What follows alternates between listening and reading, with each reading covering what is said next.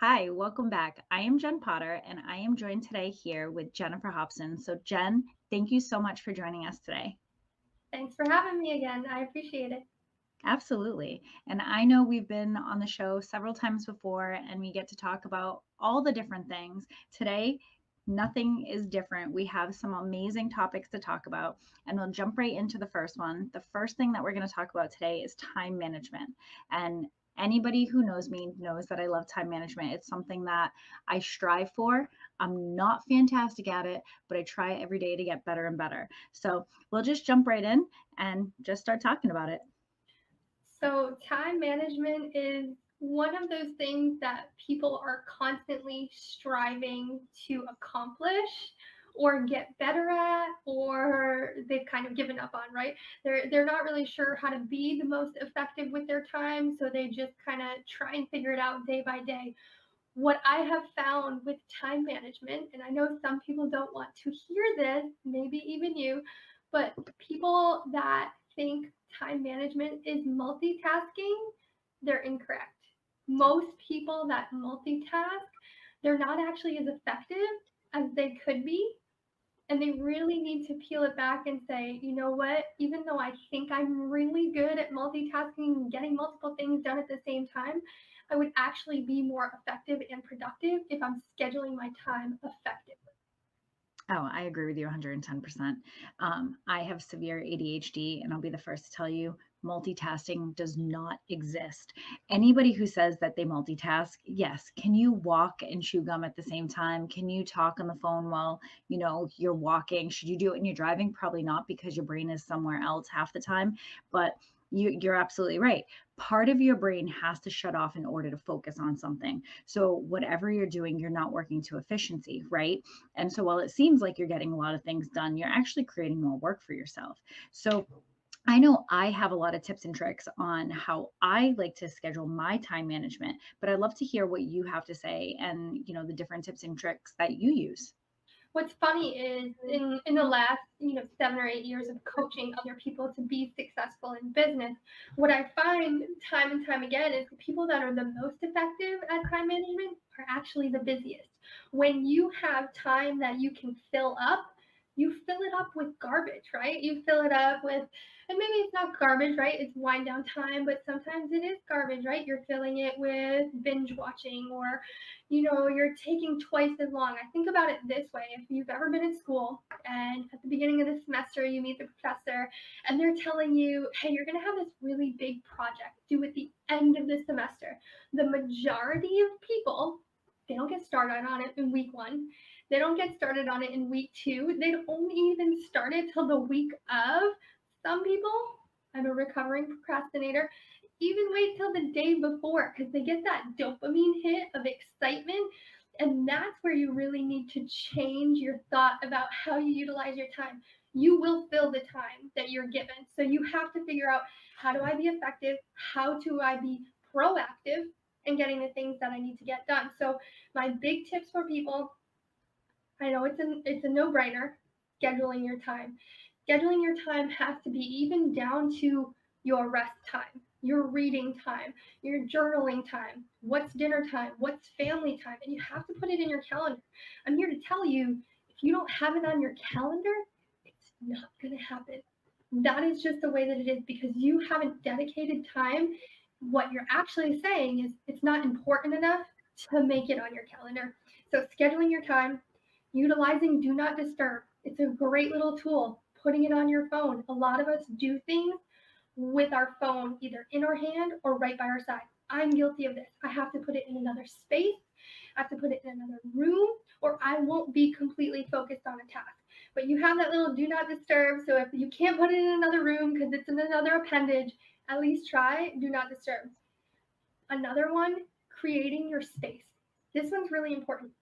And sometimes maybe you don't have a house that has an office in it. So try a few things and figure out where you're most productive. For me, actually leaving the house, going into a separate space, putting some headphones in with non-word music, and really getting down, I am more effective in 30 minutes outside of the house than I am in 3 hours. So find your space. Maybe it is in your house, but it's already clean. Avoid the spaces that are messy and distracting because Then you get into, well, I'm going to organize my desk.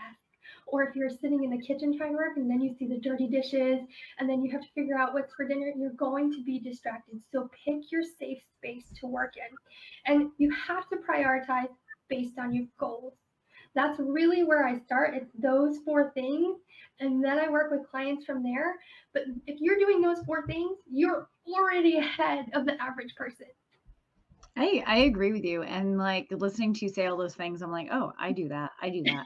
Um, it's funny because one of the things that I like to do to set myself up for the week is I love to clear my desk and my working space. So before my week even starts on Sunday, I'll clear my desk out. I'll say, okay, this is going to be nice and clean. When I wake up in the morning, my laptop is where it needs to be. I literally set everything up around me. So I know when I come to sit down, I don't have to stress out about it.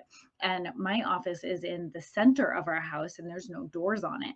And so for me, it's almost like a catch all. So my kids like throw their coats down, their shoes are on the floor. So like before I even start working, I'm like, this room needs to be cleaned. You need to pick up all your stuff because I have work I have to do. So you're absolutely right. Like myself included, if I don't have a clean space, I'm like, I'm cleaning my desk. And I will take the first 30 minutes of my day cleaning the desk in order to have a safe, comfortable space to be productive. So definitely having that space I think is super important. For me, I do it the day before or the night before to just ensure that I'm starting the day off right. It's almost like when I tell people one of my favorite books is uh, Make Your Bed. And every morning when I wake up, the first thing I do before I do anything is I make my bed, because I know that the way my day is starting is I already started off with a nice neat bed.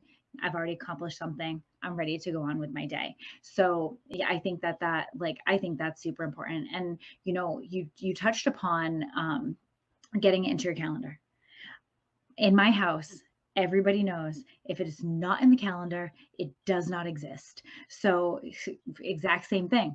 It needs to be on the calendar. It needs to be important. And my schedule is insane. I run 5 businesses every single day. I have 3 kids, and people ask me all the time, they're like, how do you do it? Everything is scheduled. My kids' stuff is scheduled, my stuff is scheduled. And when I have to move stuff around like we had to do today, it's like, okay, I'm going to shift this and shift this. It's going to go on the calendar, and this is how this is going to work. And it takes away the stress. I know what's coming up next. I know what I'm doing next. It's not like you said, oh, well, I have 30 minutes in between. Do I binge watch for 30 minutes, or do I take the 30 minutes and do something productive? So I love that. Now, I don't personally put in things like my dinner or my breaks. And I do, like, when I get super, super busy, sometimes I'll put like breaks in to make sure that I actually take a break. But do you even put in like things like your dinner times and your free time and days off? Do you put all those things into your calendar?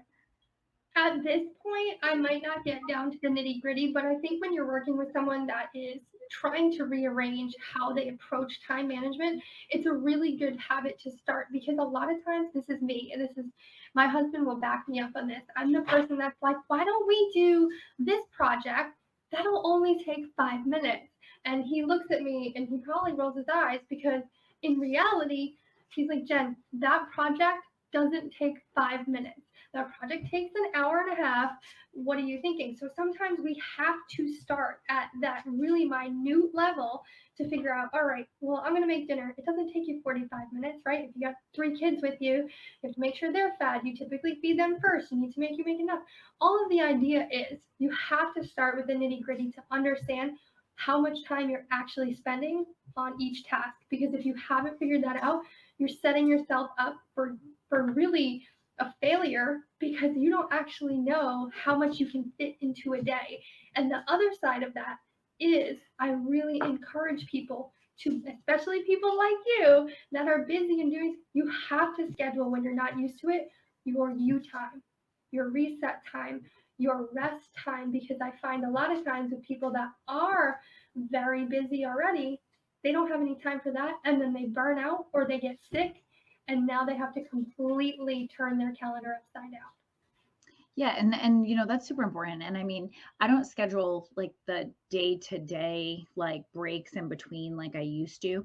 But one of the things that I do is I actually don't make appointments on Mondays. So Mondays are the only days I actually try really hard not to have client interaction. And not that I don't want to meet with my clients, but it's a time that I say, okay, if I need some downtime, I can take time off. If I need a doctor's appointment, I can take time off. If I need to meet with somebody unexpected, I have the time off. So I always schedule Monday as like completely blocked in my calendar.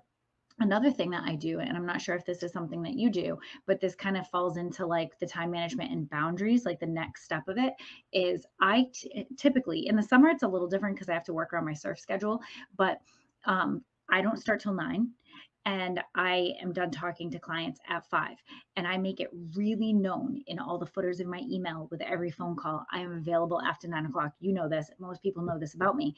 After 5 o'clock, I am not available. I may not get back to you right away. Like I also, just like you, do not disturb. I don't believe in instant gratification. And when you condition your clients to know that you're not going to get back to them right away, that you are not going to respond to something till after 9 a.m. I mean, I'm up working some days at 6 a.m., but I am not, actually interacting. And I schedule send emails. So I might do an email at 1 o'clock in the morning, but it's going to look as though I did it at 8 o'clock the next day. And I do this because I want people to respect my time. Because if we respect our time, other people will respect our time as well. And I think that that's really important because if in order for us to create that super strong schedule and do the things in a short period of time, we have to be respectful of those boundaries. Because if I answered the phone every time I was doing work, that goes back to your multitasking. Are we actually being efficient? The answer is no. I always have 50 to 100 text messages unread at all points in time because I schedule time for my text messages. So like after we're done recording today, I'm like, "Oh, I got 30 minutes. This is what I'm going to work on." And then I sit there for 30 minutes responding to emails and Well, text I and think text it messages. teaches your clients as well that if you're going to respect your own time, you're also going to respect theirs.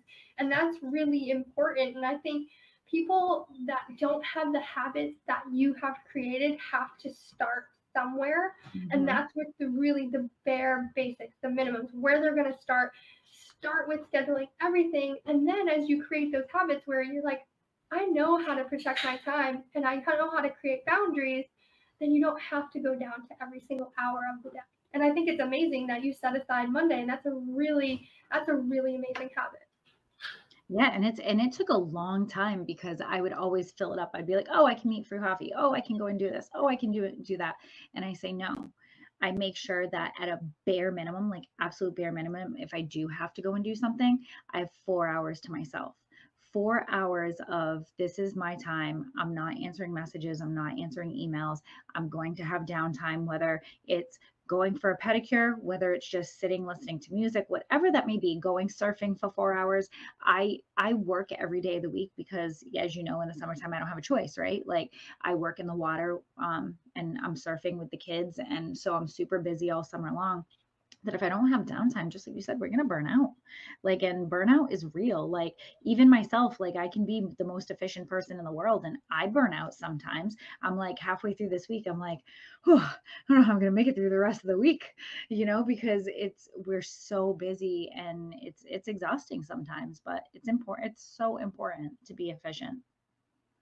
Absolutely. I have a couple of apps and kind of tricks that I use that I introduce to clients. So if someone's Ooh, looking tell for me something more. that's effective, I always use Calendly. It's something that's Yep. easy Same. to use. You can pay for it, but there's free options. So if someone Yep. that's getting started, that's a really great way, like you said, to give boundaries, but to say, this is what I am available, this is what I have for you. And then you're really easy able to say, this is what I'm not available. I also utilize my Google Calendar. What I love about Google is you can invite other people, right? You can invite family members so they know what's going on and they know where your important time is. I even go old school with paper calendar, right? If I'm first planning out my month and then that get put into my Google Calendar. And then the multitasking piece, sometimes I'll think of something and I don't want to forget it because I will. So I use color notes. So I can just jot a note and then I can put it off to the side and revisit it. I don't know if you do that. They're like little post-it notes. There's a million apps like that, but that's what I like because I come from the age where you come home and your mom wrote you a note on an envelope or a random piece of paper and it gets lost and forgotten. So that's why I use that. And then one of the last ones, if you feel successful by utilizing a checklist where sometimes you just really need that, I actually use Google Tasks. So it's an easy way to click them off, and I know there. And at the end of the day, I can see what I've been successful at and where I have some room for improvement. So those are some that I use really at the early stages with people and time management.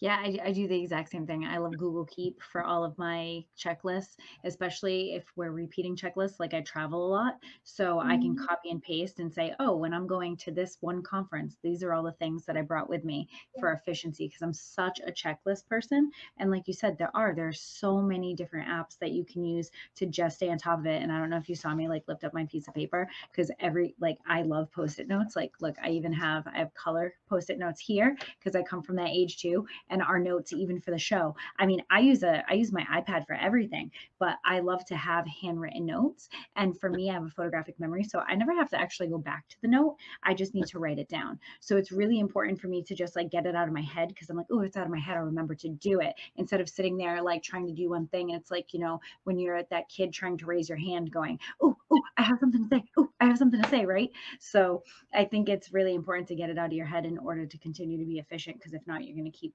squirrel moments like me, anyways. But um, I can't believe that we've already come to the end of this segment. Is there anything that you want to add to time management before we wrap it up? I think the last thing people need to take time on are what are the actionable things you will do every day that move you towards your goal. Because if you haven't figured out what moves the needle, then you're aimlessly swimming. I love that. And we always have somewhere that we have to go. So we don't want to be swimming around in circles, right? We want to get to that next destination. So after the break, when we come back, we're going to be talking about building a supportive community. And I am your host, Jen Potter, and we will be right back.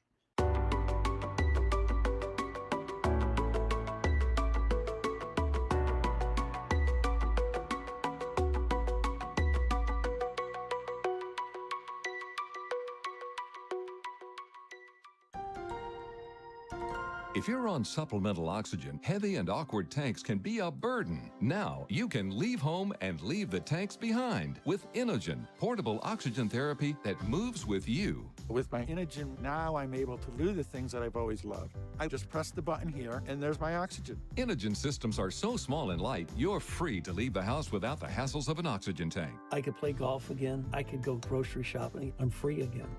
With the Inogen, I can handle my own oxygen. I can carry my own oxygen. I go anywhere with this. Look how small it is. And right now, you can try an Inogen portable oxygen system for 30 days risk-free. Call us right now. If you qualify, we'll send you an Inogen system to use for 30 days risk-free. Your insurance may even cover your new Inogen system.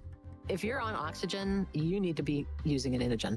Call 800-367-1753. That's 800-367-1753. Do you have diabetes? If you have insurance, you may qualify for a new continuous glucose monitor. With a CGM, you can continuously track your levels and trends, spend more time in range, significantly lower your A1C, and share important data with loved ones and caregivers. Most importantly, a CGM eliminates the one thing most people with diabetes hate: painful finger sticks. Take charge of your health. Order your new continuous glucose monitor today. If you use insulin and have seen your diabetes care provider within the last 6 months, you may qualify for a CGM today. We'll do all the insurance paperwork and deliver your new CGM at little or no out-of-pocket cost to you. Medicare and most insurances cover continuous glucose monitors, so don't wait. Have your insurance handy and call the CGM Health Hotline now.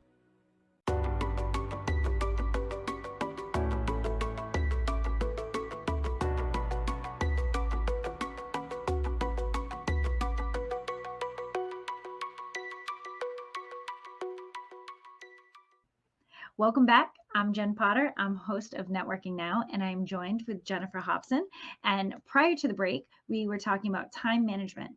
Now we're going to jump into building a supportive community. So thank you, Jen, so much for being here again. I'm always excited every time we talk about something.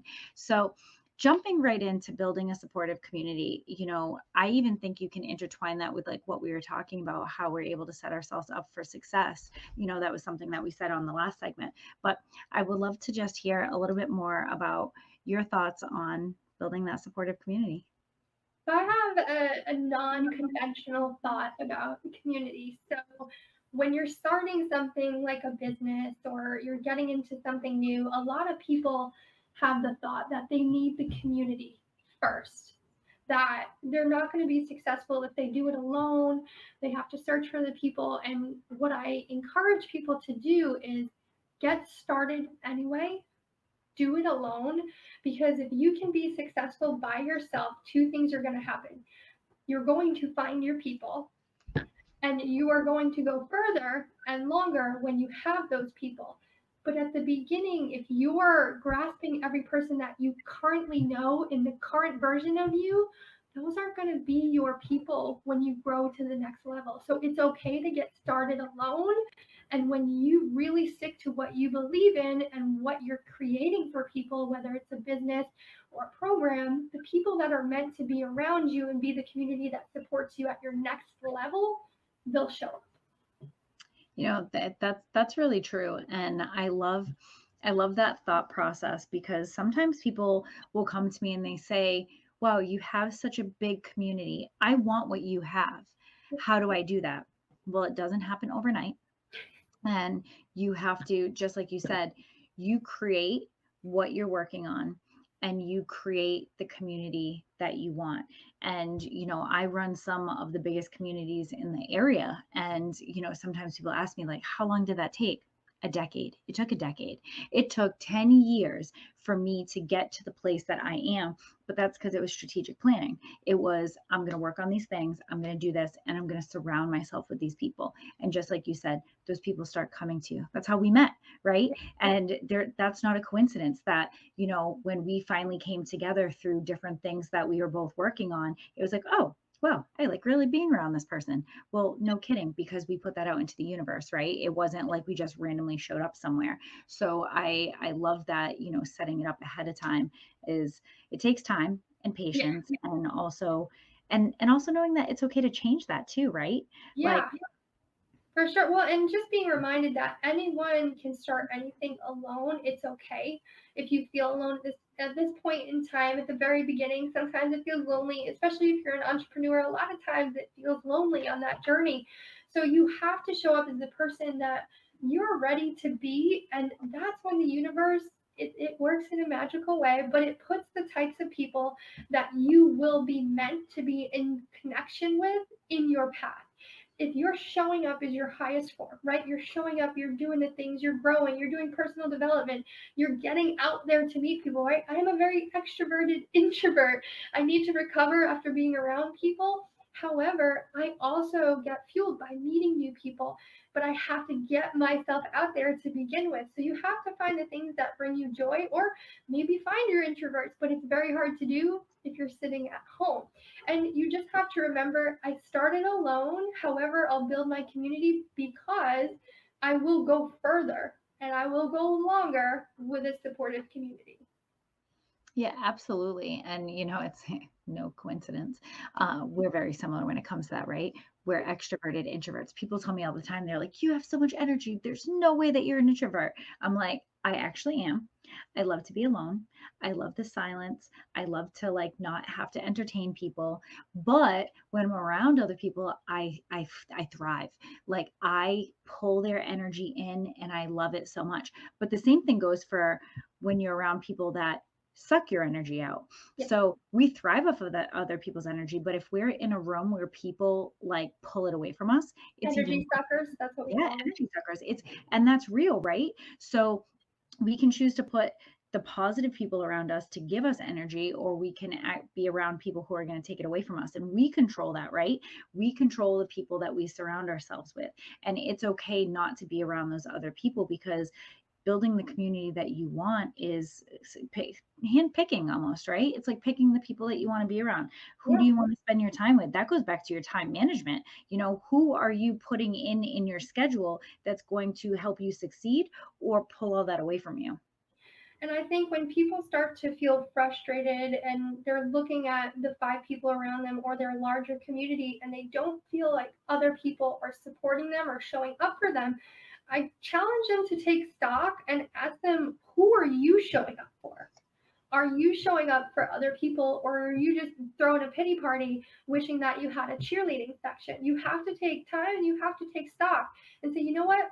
I don't have a cheerleading section, but you know what? I'm going to make it a point and I'm going to root for everyone else that I believe is doing something more. Or I'm just going to encourage them because I think they're doing a good job. You have to be other people's cheerleaders before you expect them to show up for you.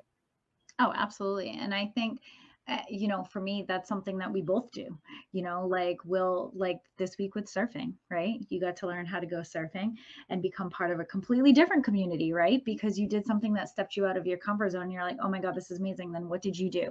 You tagged me in a post and then tagged a bunch of your friends. And you're like, I want to show you something awesome because this is how I'm extending my community. You did it naturally and without even knowing that we are going to talk about this today, right? So as soon as you said that, I was like, oh, all of these things are connected. It's happening in real life because that's what we did. We've created a community of the people and the things that we want around us. And then when we get excited about it, we want it to continue to grow. And like you said, it happens naturally. When you naturally put yourself in a place, these things are going to gravitate towards you and you're going to want to do something that you truly love to do with people that you love to do it. So when you're around it, you're like, oh, this is great. Like I'm going to thrive here. Like I'm going to thrive in this place that I am because I'm surrounding myself by all these people who want me to thrive. And the two of us do this all the time, not just for each other, but we do it for other people. I love watching other people succeed. I love being other people's cheerleader. I love, taking pictures with people and posting about them on social media and just being like, this person is amazing. And I mean every single word. I'm not doing it to blow smoke. I'm doing it because, wow, I met an amazing person. You need to meet that person too. And I love that. And at the heart of it, when you're in a community, right, there's going to be the people that naturally show up as leaders. And I believe that leaders, they're joy spreaders, right? I share it because I felt elation or I felt excited and I want other people to feel that, right? I'm not going to like, it's all mine, it's all mine. I'm going to keep it to myself. If I'm spreading it and inviting people into my new community, maybe they've been part of my life in a different way, but I think they would love this. Why would I keep it to myself? And I think some people are afraid to share. I told you when I said yes to your surfing, I was like, but am I going to get hurt? Right? We go always to fear of the things that are uncomfortable Right. and fear of uncomfort. So you have to go, all right, I want to build a community. What kind of person do I want to surround myself with? Stop looking for that person and be that person. Right. And like you said, right, you're like, am I going to get hurt? Well, I would never put you in a position where you would get hurt, right? But you also are saying, I'm going to put myself in a position where I'm going to trust this community too. I'm going to trust, I'm putting my trust in, I'm like, hey, anybody can get hurt doing anything. But if you trust me and you trust what we're doing, I'll make sure that you're as safe as you possibly can be. And I think that also helps to really build a strong community because when you have trust in a friendship, it takes you to the next level. When you don't have that trust in a friendship or a community, you're never going to fully be yourself in that space because you're always this I want to entertain somebody else and I want to be what this person wants me to be. And we've done that for so long that I finally got to a point in my life where I don't want to entertain anybody anymore. I want to be myself and I want to surround myself with people who like me for me. Well, Right? and it's not just the entertaining factor. You want to be in a community where you feel comfortable being your authentic self.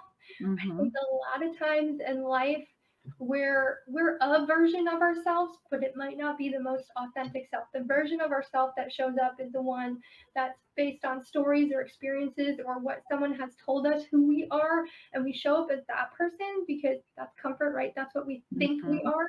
And when you know you're in the right community, it's when you're able to show up as your true authentic self. Maybe it's to someone you just want to sit on the side of them and you don't want to have to say anything because you're usually the person they say, she doesn't stop talking. Or you're the person, maybe some personal experience that has always been deemed as aggressive or mean or nasty. And in reality, your true friends see you as a kind, generous person. I love that. And it's all perception, right? So depending on what side of you that these people have seen, those things are going to come out. And I recently said this to someone because I finally got to the point in my life where I decided to always be my authentic self.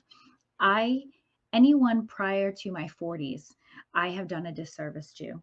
only because I've never allowed them to see all of me.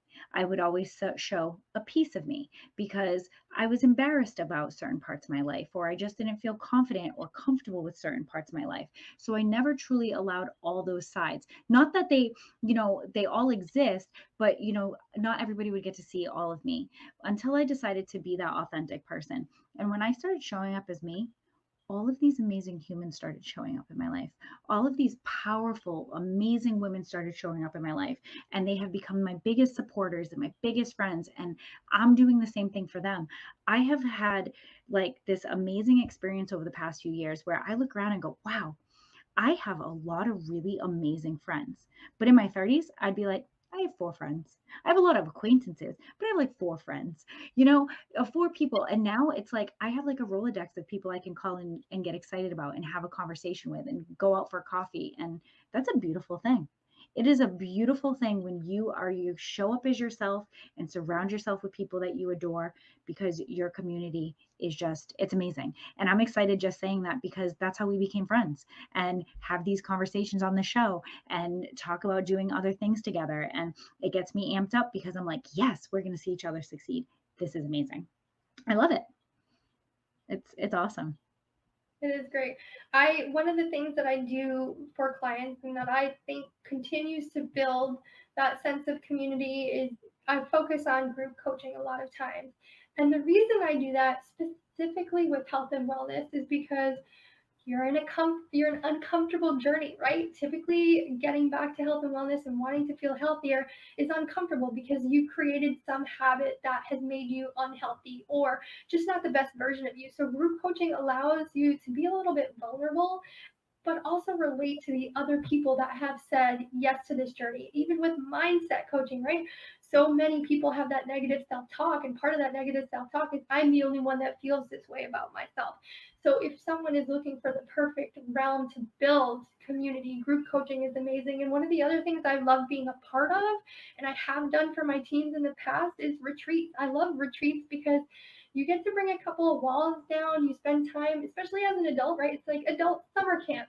Sometimes we're just so busy doing life, we don't get to do the fun things as an adult. And I always like to be the kind of the hostess with the mostest. I like doing, things and giving gifts and all that. And I'm not usually a gift giver is my love language. It's acts of service. So I'll do things for people. That's how I show that I want them to be a Same. part of my community. So if you're looking for a way to do that, maybe it doesn't have to be an overnight retreat, but it's a day retreat, just like your surf event at the beach. That's a community building exercise. Have group coaching, have group calls, invite other people in. When it's one-on-one and solitude all the time, that's how you're going to feel. Absolutely. I love that so much. And I mean, just like everything else that we talk about, we just bring it all together and it's amazing. And the group coaching, I think, and the retreats, I think that is an amazing way to kind of end this segment and talk about you walk away with more friends, you walk away with another community, and it doesn't happen. You're not doing it on purpose. It just happens because you're in this space. And I find it so amazing. So when we come back, we are going to talk about imposter syndrome. So stay tuned. I'm Jen Potter, host of Networking Now, and we'll be right back.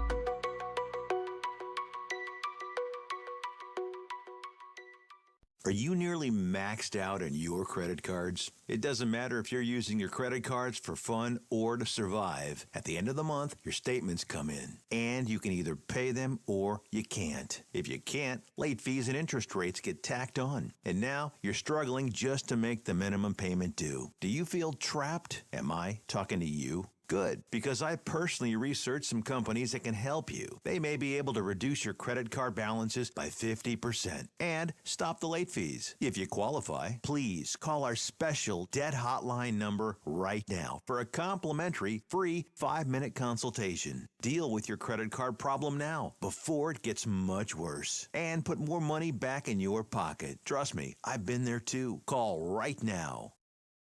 Call 855-993-2096 right now. That's 855-993-2096.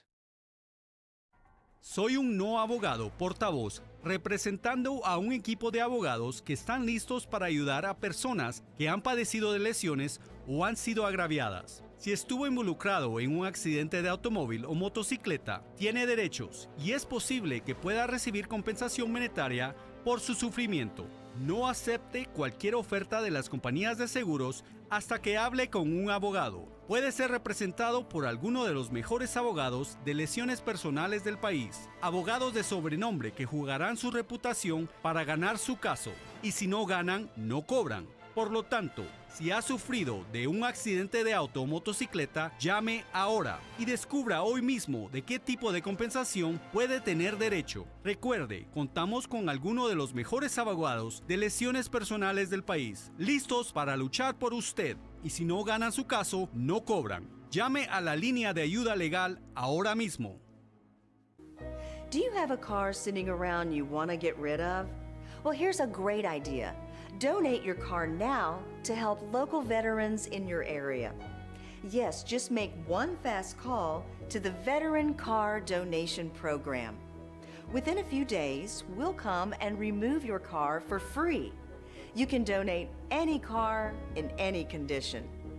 We'll use our vast network to sell it. The proceeds raised go to help local veterans and their families. And you get a tax deduction. And all you need to do is make this free call. Clean your yard up, get rid of an old car, and help the vets. We make it easy. Make this free call now. Book your fast and easy pickup. Call the Veteran Car Donation Program now.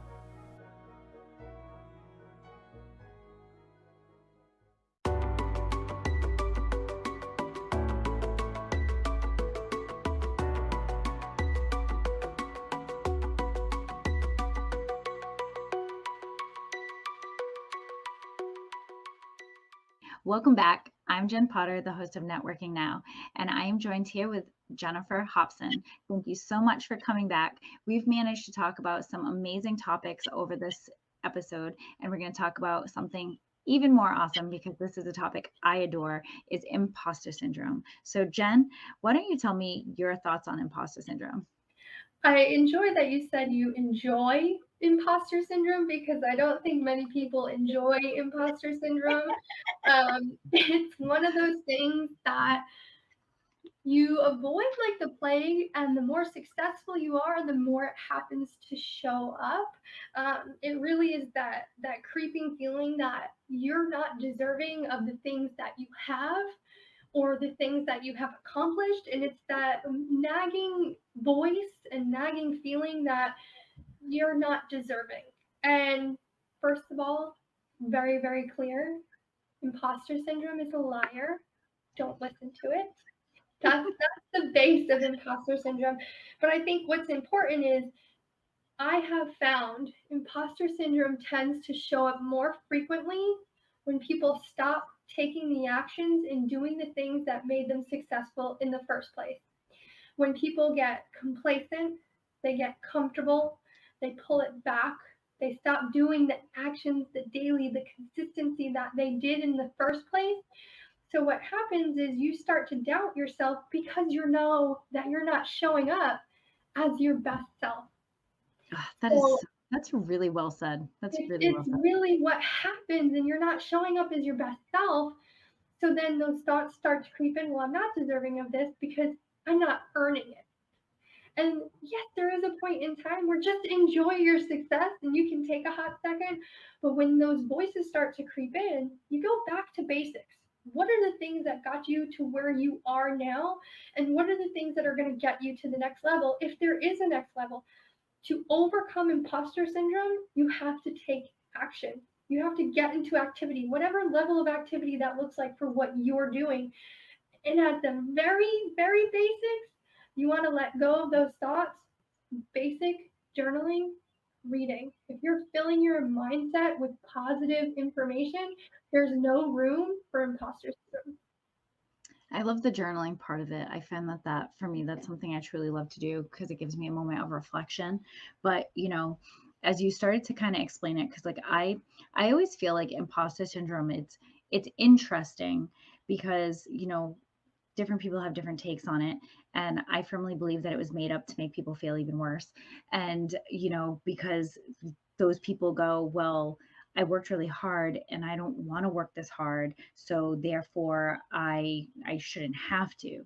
Instead of coming up with a strategic plan on how to work more efficiently and maybe change the way that you are working and change it to more delegation, right? So we can revel in our success and maybe not work as hard as we worked before. But if we're able to kind of refocus and re-strategize, it will give us an opportunity to still be a part of our success, but then also maybe move to a different level of that success within, your accomplishments.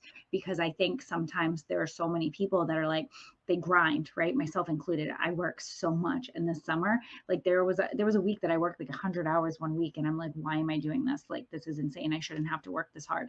But I know that part was temporary. But for me, like, I'm always going to be a hard worker. It's something that it's just how I work, right? And not everybody's like that. But I do know that I don't always want to work this hard. So like I do start to delegate. I run 5 businesses and people are like, how do you do it? I'm like, I delegate. Like, yes, I work really hard. And I'm always working really hard when I'm starting another company. But I know that as I can't keep up that, but I do want to work really hard. And I don't want that imposter syndrome, like you said, I don't want that to show up anywhere. And so like I just need to re-strategize. And as I've gotten older, I've gotten really better at that. But I think at some point in most of our lives, we do question that. And have you ever gotten to a point in your life that you've ever felt it or you've ever thought about it? And how has it affected you? So what's interesting about what you're saying is it brings me to, a specific point and thought. So there's the one side where people work extremely, extremely hard, and those thoughts don't even get to come in because they're taking so much action. And what's interesting is the people that start to delegate and give things out tend to get in more because then they go, well, I'm not working that hard, and look how successful I am. I feel so called out. I love Hal Elrod, right? I love Hal Elrod, the miracle equation, because it's consistency and it's extraordinary things that you're doing, but they're not extraordinary. These things, you're not moving mountains and you're not Mother Teresa, providing miracles to people to create this success. And I think I'm that's not. where it starts to creep in. That's where it starts to creep in because we're like, well, the things that I'm doing, they're not physically that hard. Like there are people that are hard workers, right? They're out in construction and it's 100 million degrees. That's hard work. What I'm doing is not hard work. It's meaningful. But if I show up consistently daily to do it, and I think you asked me the question of where it showed up. So in my network marketing business, I promoted to the top 2% of the company, right?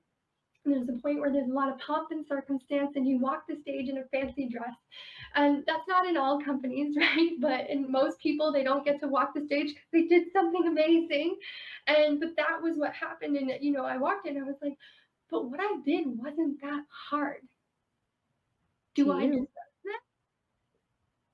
Do I deserve this? Or did I just show up consistently with a clear goal and a clear vision? And I did it no matter what. And that's what makes me successful. So you have to really peel back the onion and go, all right, maybe it doesn't take hard work. Maybe a lot of the things you were saying you're doing in your 100-hour week, they weren't hard, but showing up for 100 hours, that's hard, right? And a lot of the things you probably enjoyed. And as you delegate in the next few months more and more to the people you built this trust with, you have to watch for that imposter syndrome to go, because I'm doing so much less, yet I'm being way more successful than I ever was. Do I deserve this? I'm not doing as much. And that's where you have to step back and go, you know what? I'm deserving. And in your journaling, really dig deep. You are deserving because everyone in this universe is deserving of success. I think we're in this age of we're growing out of it, I'm hoping, but a lot of times I can't be successful if she's successful in the same thing. And we have to get out of that and go, we're all entitled to a level of success that we're willing to work for. And the work doesn't have to be backbreaking, it just has to be consistent. That's amazing. Consistency is key, and we all are deserving. That is so well said. Thank you so much, Jen, for that. I appreciate that very much. And we're going to cut to our next break. And I'm Jen Potter, host of Networking Now, and we'll be right back.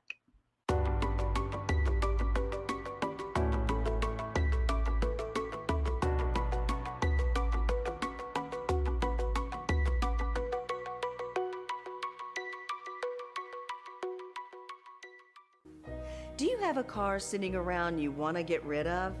Well, here's a great idea. Donate your car now to help local veterans in your area. Yes, just make one fast call to the Veteran Car Donation Program. Within a few days, we'll come and remove your car for free. You can donate any car in any condition. We'll use our vast network to sell it. The proceeds raised go to help local veterans and their families. And you get a tax deduction. And all you need to do is make this free call. Clean your yard up, get rid of an old car, and help the vets. We make it easy. Make this free call now. Book your fast and easy pickup. Call the Veteran Car Donation Program now.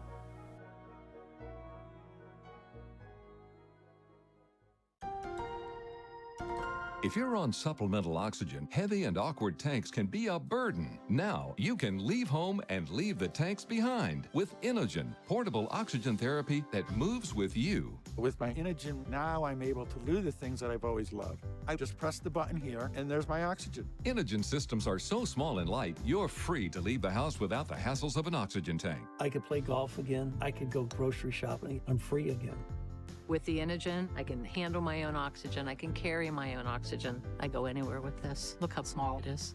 And right now, you can try an Inogen portable oxygen system for 30 days risk-free. Call us right now. If you qualify, we'll send you an Inogen system to use for 30 days risk-free. Your insurance may even cover your new Inogen system. If you're on oxygen, you need to be using an Inogen. Call 800-367-1753. That's 800-367-1753.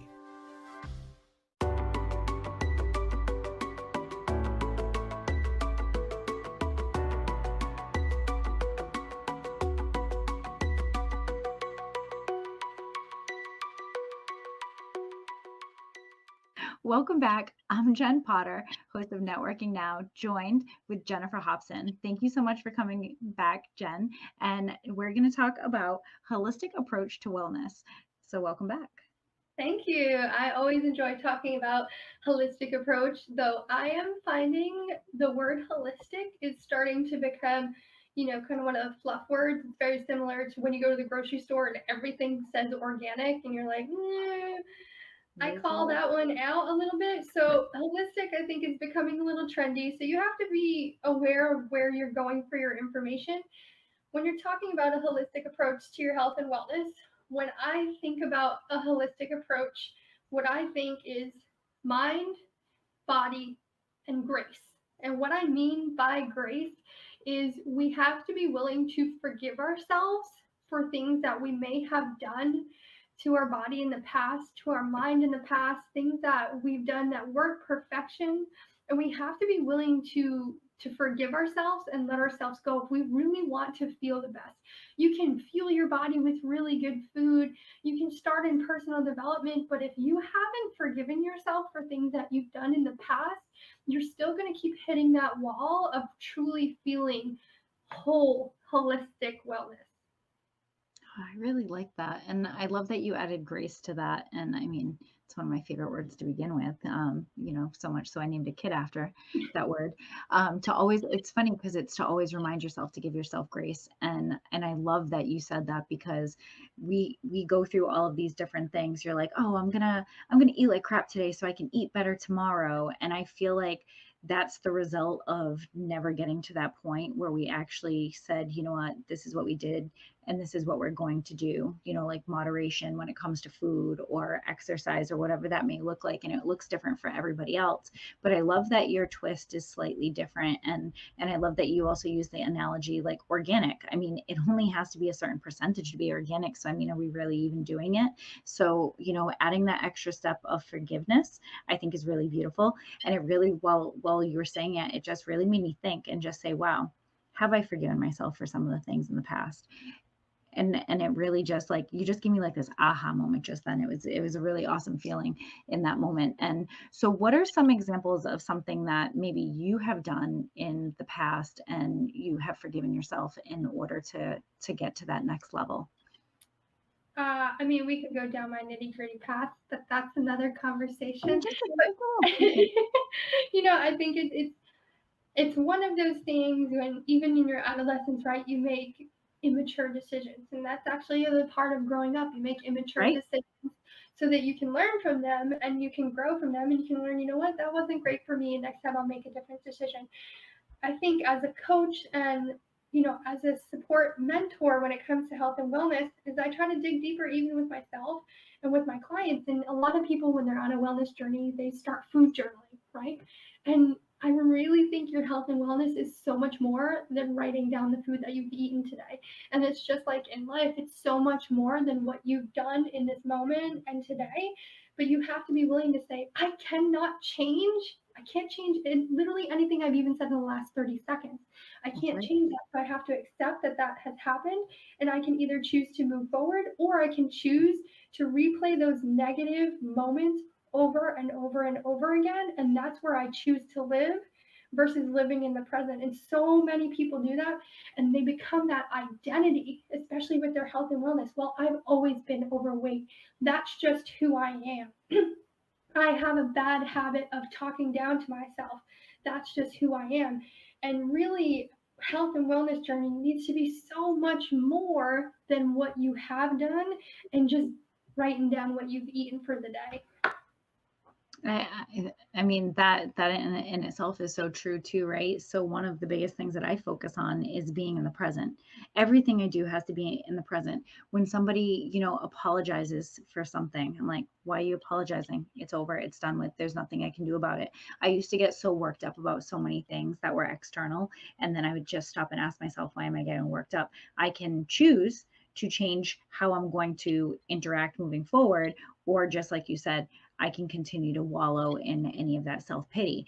But wallowing doesn't do us anything. It just makes us feel even worse. But if you can say, okay, I'm going to change my strategy, therefore I'm going to change. And it's funny how, like, all the different things that we talked about today just kind of they snowballed all into the same thing, because like just thinking about that made me think of imposter syndrome in our thought process and how we're going to deal with that, and that wallowing in self-pity. So it's amazing how, like, and I know it was kind of set up a little bit like this way as well, but like just really sitting and reflecting and taking the time to just acknowledge where you are and where you want to be, because where we were, we have no control over it, right? Even in the beginning of our conversation, anything that happened at the beginning of the show, we have no control over it. It's already over and done with. And I love that. Like, I love when other people acknowledge that, because they're like, no, this happened today. I'm like, no, that happened before, but now we're going to change how we're going to do the rest of the day. Or when somebody says, I think that this is important for people to think about, I'm having a bad day. Are you though? You might be having a series of bad moments, but was your day really that terrible? And when you can change your perspective with those little tiny things, oh, I had a bad few moments, I had a bad hour. You didn't fully have a bad day. I mean, I had a rough hour this morning. My day was fantastic. Like, overall, it was a great day. And it's still continuing to be a great day because it's still early. And just being able to really think about those things as, we're kind of going through our lives, like, and especially that holistic side of it, and that, that pure version. And so when you hear the word holistic and you think of, like, you're thinking about food, or you're thinking about medicine, or whatever that may mean, what is another thought process that you have when you think of the word holistic? Fueling your body with as many whole foods as possible. That's really what I think of when I'm thinking holistically, is how can I take care of the one body that we've all been given at the most basic form. And that, again, it goes to progress, not perfection. But how many times can I choose something that comes in its raw form, or very little processing, like you cooked a sweet potato, right? That's very low processed food.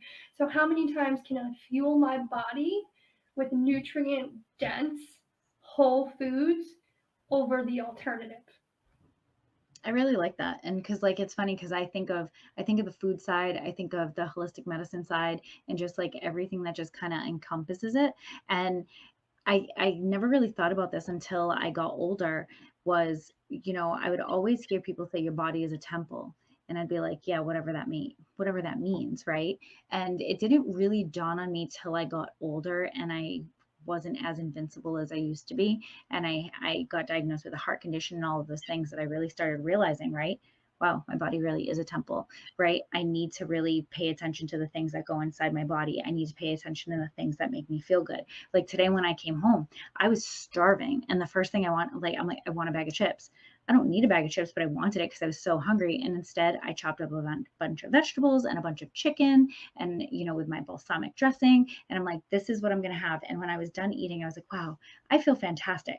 But if I ate the bag of chips first, I probably would have felt awful. I had 4 or 5 chips because I wanted to cure that craving. But if I ate the chips first, I would have ate the whole bag because I changed that thought process. I was able to have what I wanted, but when I was done eating, I felt really good and I felt hydrated and I felt like I got nutrition. So I think it's really great that, that thought process of saying the more stuff that we fuel into our body, we're sick. We're not as sick as often. We don't need as much medication. We're not going to the doctors as much. I mean, that is as real as it gets. I eat super healthy all the time. Sometimes it's not a choice. But I mean, if it wasn't, I mean, it still is. And I love the fact that, taking care of your body and all of that, it's just so important. So with all of this stuff being said, I'm not sure if there's anything else that you want to add to this, but then also tell everybody how they can get a hold of you after the show. Well, what I love that you mentioned, right? You chose the more whole food option, but you curbed your craving with some chips. And that goes to the progress, not perfection. I'm never telling you, never eat a salty potato chip ever again in your life, but maybe not as a meal, right? Right. Option. So no, one of the things that, we do at Shine Up Coaching is we work with people on creating habits. You have the personal one-on-one support, but the community support with groups. And exactly what you were saying, what you did is sustainable. We create a sustainable lifestyle focused on holistic living, and you become the person you need to be to reach whatever goal, right? You have to become that person because that's that person that reached the goal, not the old person. There's a reason they didn't reach that goal. They're not that person yet. But anyone can always have a conversation with me. You can email me at jenniferhobsonbp@gmail, or one of my programs might be the right fit for you, and you can go to shineupcoaching.com, and you can always find us on social, Shine Up Coaching. Awesome. Well, thank you, Jennifer, for joining us today. I hope you have an amazing rest of the day. Make sure you check out Shine Up Coaching. Check out Jennifer Hobson on social media. She is amazing to follow. And I'm not just saying that because we're friends. She really is doing amazing things, connects with really amazing people as well. And I am Jen Potter. I am the host of Networking Now, and I look forward to seeing you soon. Have a great day. This has been a Now Media Networks feature presentation. All rights reserved. Taking a trip in the next 12 months? Airlines are under tremendous pressure and they're practically giving away their unsold seats. Like every crisis, this one will end too. But right now is the best time to take advantage of giveaway ticket prices on their unsold seats. We're not allowed to publish these low fares online. The only way to get these rock bottom giveaway prices is to call. So phone low-cost airlines now for airline ticket prices you may never see again. ¿Te gustan los deportes? ¿Estás listo para llevarlos contigo donde quiera? Gracias a nuestra nueva tecnología tienes todos tus programas favoritos en tu televisor, tu computadora y tu teléfono inteligente. 100% de tu programación disponible donde sea por un bajo precio. Llama ahora mismo para que no te pierdas ni un minuto de la acción deportiva que tanto te gusta. Aprovecha esta oferta que te trae National Programming Service con precios tan bajos que no podemos publicar. Suscríbete ya y la activación, los equipos en instalación profesional básica son completamente gratis. Comienza a disfrutar de la mejor programación en las próximas horas. Son más de 180 canales, programación deportiva, telenovelas, programas para niños y todo el fútbol que quieras. Y si llamas en los próximos 10 minutos, te incluiremos más de 15 canales de películas